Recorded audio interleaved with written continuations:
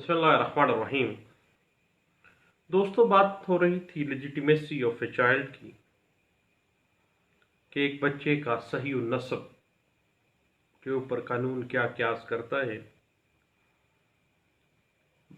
आम तौर पे कहा जाता है कि बाप वही है जो शादी से ज़ाहिर होता है।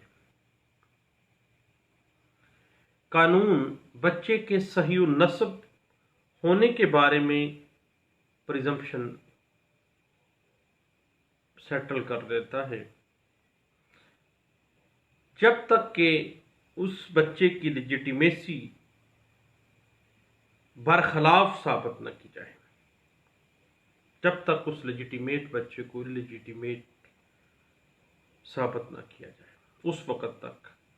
कानून प्रज्यूम करता है कि ये बच्चा लेजिटिमेट है जो शादी के बाद पैदा हुआ है। इस्लामिक ज्यूरिस्प्रूडेंस के अंदर किसी बच्चे के सही नस्ब होने के बारे में पहली बात यह है कि जो बच्चा शादी के 6 माह के अंदर पैदा हो वो इल्लिजिटिमेट, गैर वाज़े, गैर सही नस्ब है और वालिदुल हराम उसको कहा जाता है। ता वक्ते के बाप उस बच्चे का तस्लीम करे कि वो उसी का बच्चा है और शादी से पहले उस बंदे की उस औरत के साथ कंजुमेशन के नतीजे में ये बच्चा पैदा हो गया है। दूसरी बात कि जो बच्चा शादी के 6 माह बाद पैदा हो, कानून कहता है कि वो सही नस्ब है, बशर्ते कि बाप लान या कसम के ज़रिए इसकी निस्बत को तस्लीम करने से इनकार कहे कि वो इसको निगेट करे कि ये बच्चा जो है वो लेजिटिमेट नहीं है या बच्चा मेरा नहीं है, औरत के ऊपर लान करे, औरत के ऊपर बदकिरदारी का कोई इल्ज़ाम लगाए। जो बच्चा तंसीह निकाह के बाद पैदा हो वो सही नस्ब होगा अगर वो हनफी स्कूल ऑफ थॉट के तहत 2 साल के अंदर पैदा हुआ है, शाफी स्कूल ऑफ थॉट के मुताबिक 4 साल के अंदर पैदा हुआ है और शिया स्कूल ऑफ थॉट के मुताबिक 10 माह के अंदर पैदा हुआ है, मगर शर्त यह है कि औरत डिसोल्यूशन ऑफ मैरिज के बाद गैर शादीशुदा रही हो।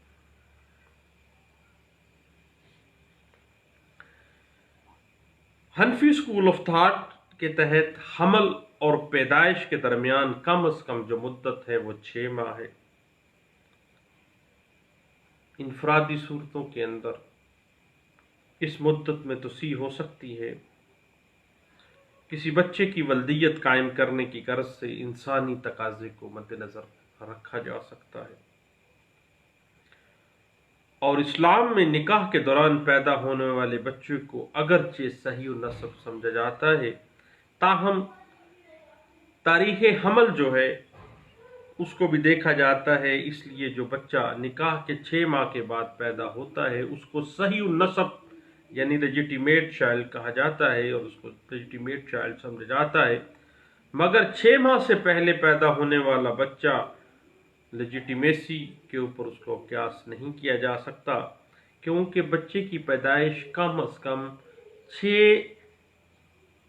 कमरी माह के बाद मुमकिन होती है।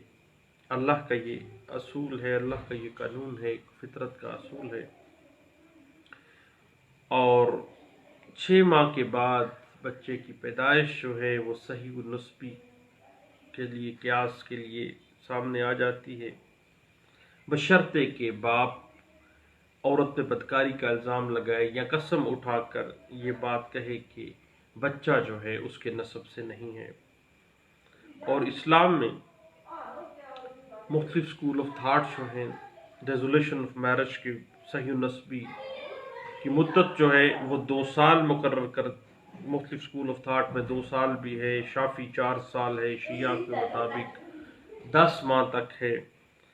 और यही मुद्दत जो है वो शोहर के फौत हो जाने के बाद है, लेकिन शर्त ये है कि माँ ने दूसरी शादी ना की हो और dissolution of marriage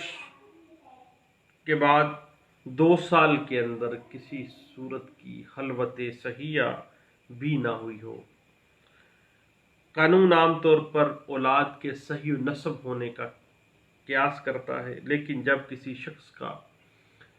नस्ब question of fact बन जाए,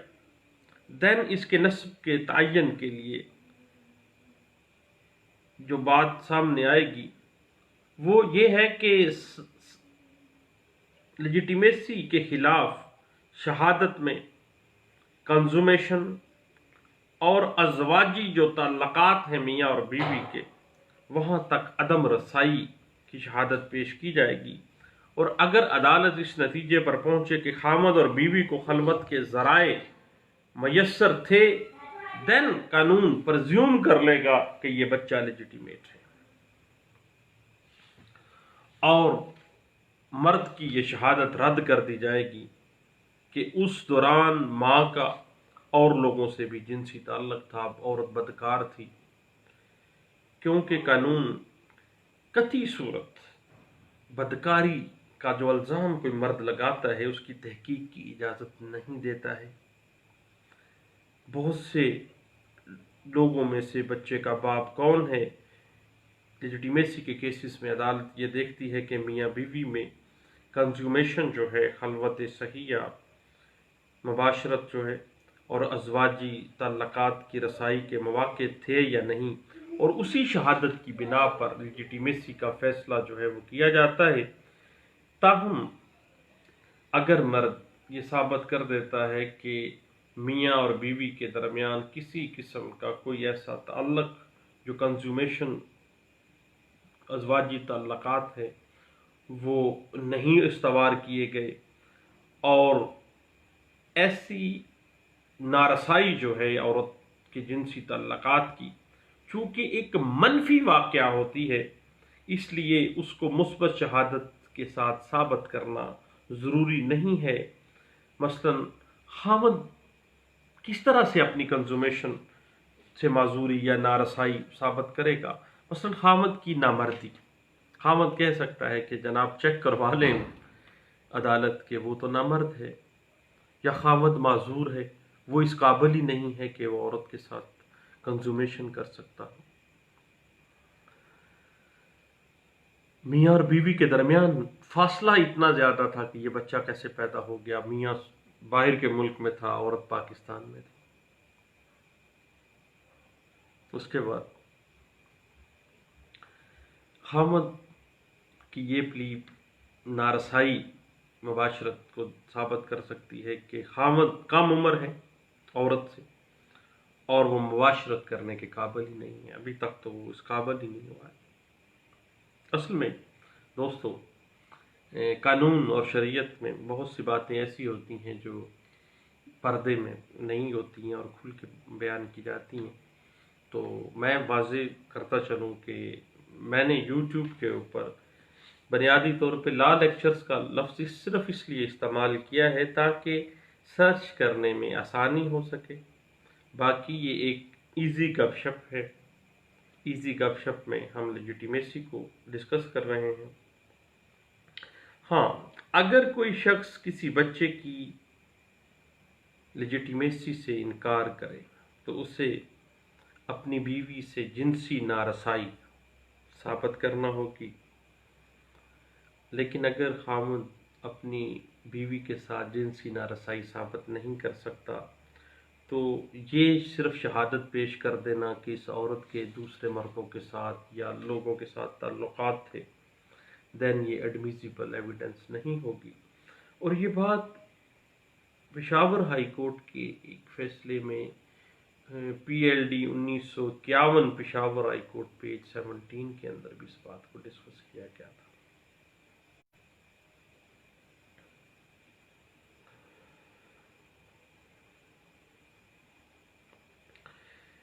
मैं एक रिसेंटली केसला पढ़ रहा था, اس میں بیوی خاوند کی وفات سے چند روز پہلے اس کے پاس واپس آئی ہے، خاوند کے پاس۔ خاوند جو ہے وہ ڈیتھ بیڈ کے اوپر تھا، اور تھوڑے دنوں کے بعد خاوند مر گیا ہے۔ دین عورت کو حمل ہو جاتا ہے، اور عورت جو ہے وہ بچہ جنتی ہے۔ اب بات آ جاتی ہے کہ اس مرد کے مرنے کے بعد اسلامی جورسپروڈنس کی مقررہ میعاد کے اندر بچہ پیدا ہوا ہے، دین قرار دیا جا سکتا ہے کہ یہ بچہ صحیح النسب ہے،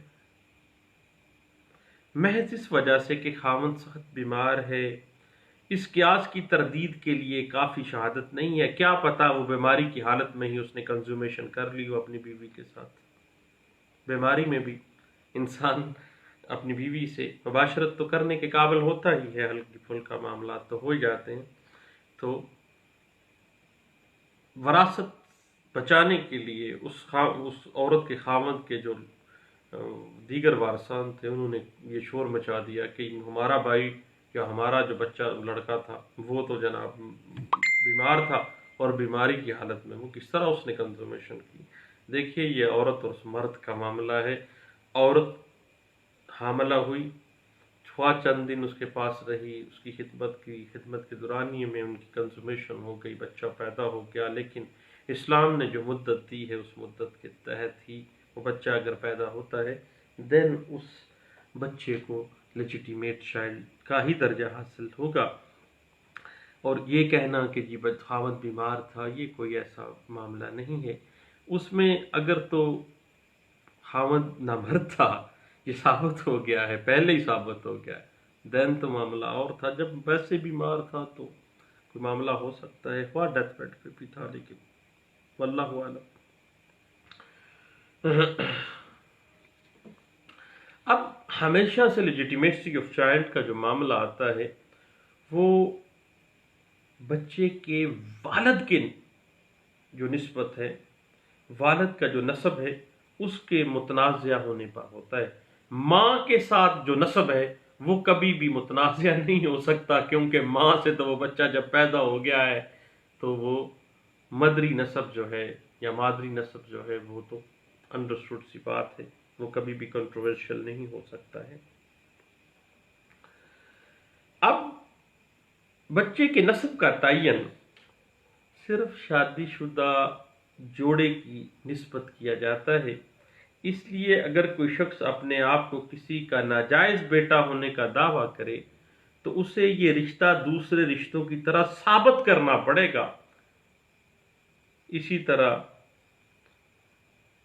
یہ جو آرٹیکل 128 قانون شہادت آرڈر 1984 ہے جو کہ لیجیٹیمیسی آف چائلڈ کو ڈیل کرتا ہے، وہ وائڈ میرجز کے اوپر وہ اپلائی نہیں ہوتا ہے، کیونکہ جو شادی ویسے ہی زنا کے زمرے میں آ رہی ہے، فاسد ہے، باطل ہے، وہ تو شادی ہی نہیں ہے، قانون اس کو نہ شریعت مانتی ہے نہ قانون مانتا ہے، وہ تو والد الحرام کا رشتہ ہے، وہ معاملہ اور ہے۔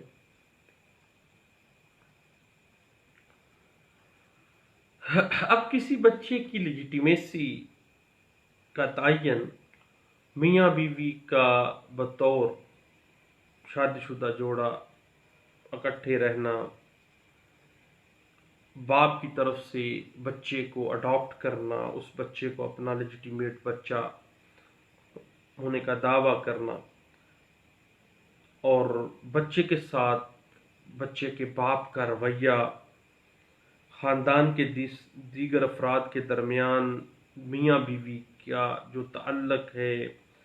ان کا آپس میں جو رویہ ہے، یہ تمام چیزیں جب لیجیٹیمیسی آف چائلڈ کو کوئی عدالت ڈٹرمن کرے گی تو ان تمام معاملات کو دیکھے گی۔ اور یہ بات انٹرپریٹ بھی ہوئی PLD 1988 supreme court of Pakistan page 8 کے اندر۔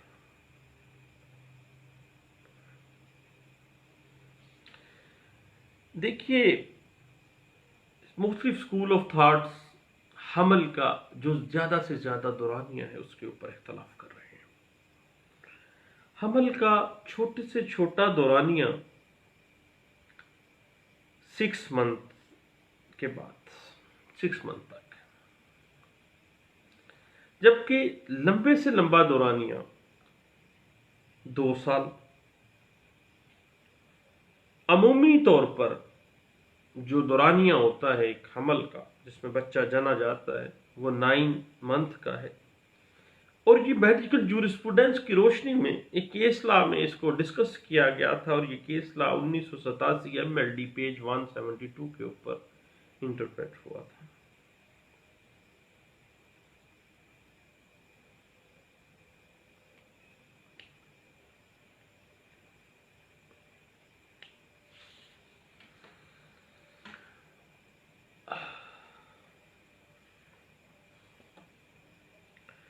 اب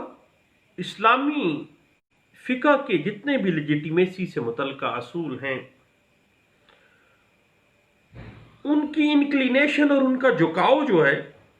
وہ جائز اولاد ہونے کے بارے میں ہے، کہ ایک بچہ جو ہے اسلامک فقہ، اسلامک جورسپروڈنس کے ساتھ اسلامک قانون شہادت آرڈر 1984 جو انکلینیشن رکھتا ہے، جو جھکاؤ رکھتا ہے، وہ یہی ہے کہ بچہ لیجیٹیمیٹ ہے۔ اور جہاں پر پریزمپشنز آ جائیں، 2 مختلف رائے آ جائیں،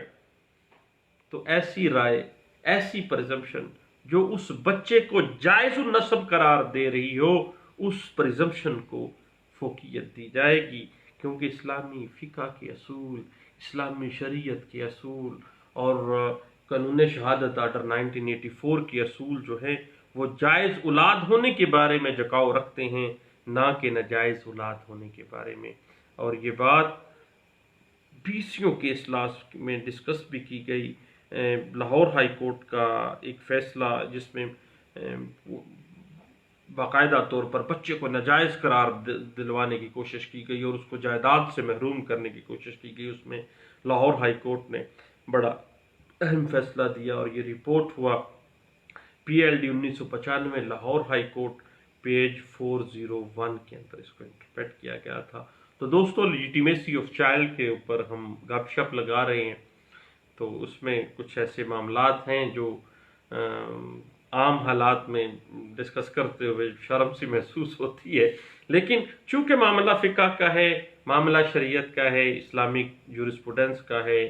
قانون شہادت آرڈر آرٹیکل 128 کا ہے، تو دین ہمیں شرم تو نہیں آنی چاہیے۔ ویسے بھی وہ کہتے ہیں کہ بھائی آپ کو شرم نہیں آتی، تو بھائی وکیل ہیں، وکیل کو شرم نہیں آنی چاہیے، وکیل کو شرم کبھی بھی نہیں آتی ہے۔ تو بہت شکریہ، تھینک یو، اللہ حافظ۔